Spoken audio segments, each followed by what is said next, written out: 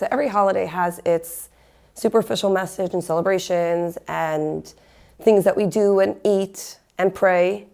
And then there's the deeper message of each holiday.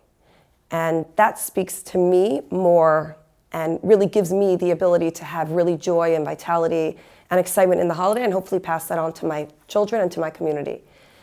When it comes to Purim, I find it fascinating because it's this fun, almost frivolous holiday. You're getting dressed up, you're eating you're eating a meal. It doesn't seem like there's so much intense holiness to it. And yet we're told that it has a similar name to Yom Kippur, which is the most awesome day on the Jewish calendar. Yom Kippur is almost as great as Purim. And I was thinking a lot about that message. And what is it about Purim that could possibly supersede or have more intensity to it that Yom Kippur is not as great? And I think what it has to do with is that on Yom Kippur, everyone's sitting in the temple and godliness is overt. So the fact that you're celebrating that godliness is almost natural.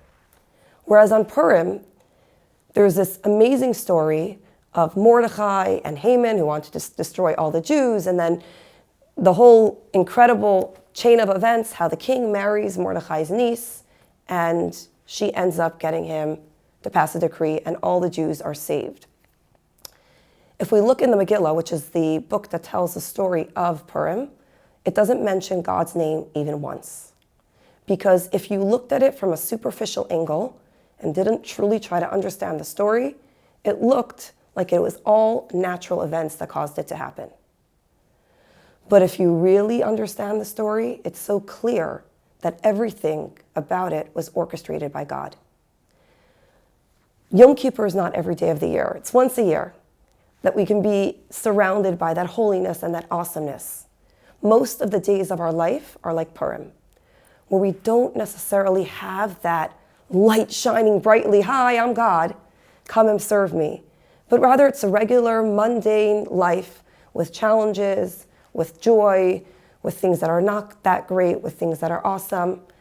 And every day we're challenged to say, where is God in this day? So the inner dimension of Purim is really something that teaches us how to live every day of our lives. Look a little deeper. See where godliness is in this day. See where God is in this day.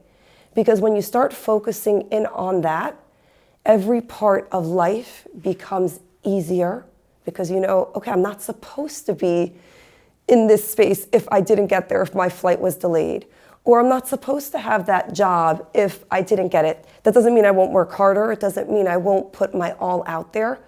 But if I can recognize the God in the things that look so natural, then everything becomes part of this greater plan. Then I know it's not just me amongst billions of people in this world.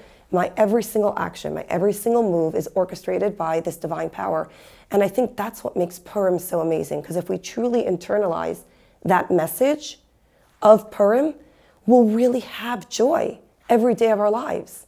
If I learn to look for the divine in the mundane, in the everyday things that seem so monotonous, then every day of my life will feel purposeful.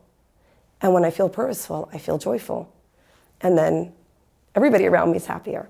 So I think for me, Purim is really understanding how every part of our life is orchestrated by a greater power. The Rohr Jewish Learning Institute has the largest collection of Jewish media online. Hit subscribe for more.